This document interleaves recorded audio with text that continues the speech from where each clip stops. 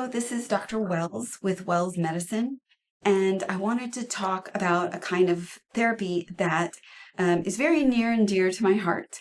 It's a little bit more advanced. I don't see a lot of therapists doing this around town, but there are some great therapists who are beginning to do this work, and I think it's really beginning to see some popularity. It's called internal family systems, and before I lose you that this is therapy with your mom or therapy all about your mom or your dad, internal family systems is very much inward-facing therapy. Internal family systems really looks at how the different parts of ourselves are responding to situations and how we can better take care of and evaluate what the different parts of ourselves might need in different situations and how their needs might be causing some difficulties or some stuckness for us in our life and our situations. And so what I mean by the different parts, because I've had patients before who said, well, gee, that sounds really schizophrenic. We all experience different parts all the time. So you might have the occurrence of saying, well, gee, I feel like Chinese today, but I also feel like maybe that might be too heavy. Or a part of me really wants to go, but another part of me, doesn't want to go to that party. We have different parts of us that have different needs and desires.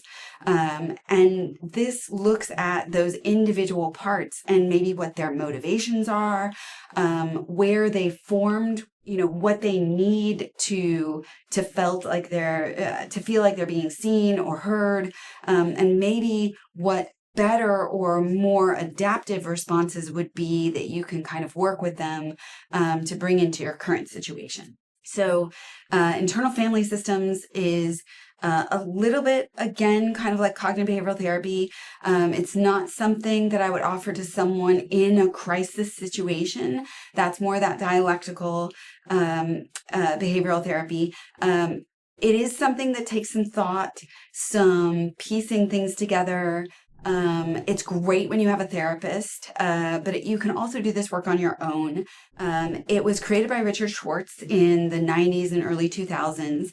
And a lot of his books are some of the best books to read about internal family systems. So No Bad Parts is a great book to start with. There is a great AI-based app called the IFS Guide, and it's pretty low priced. And AI-based apps are super fun to play with. If you've never played with one before, I highly recommend it. But it is something that takes a little bit of work, a little bit of processing. So it's not something I would want to necessarily offer patients in a crisis.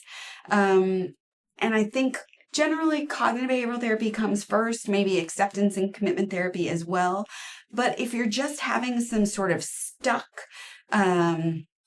confusing responses, behaviors, if you're just having some stuckness around a complex emotion or a relationship in your life where you're wondering, really, where am I not able to make progress on this? I think IFS therapy can open up a lot of avenues for understanding and for doing some work on what we need and how to give ourselves that thing that we need, or the solution to a new way of looking at things. And so it can really be surprisingly effective in those stuck instances. Something to check out, and that's just a little bit about IFS therapy.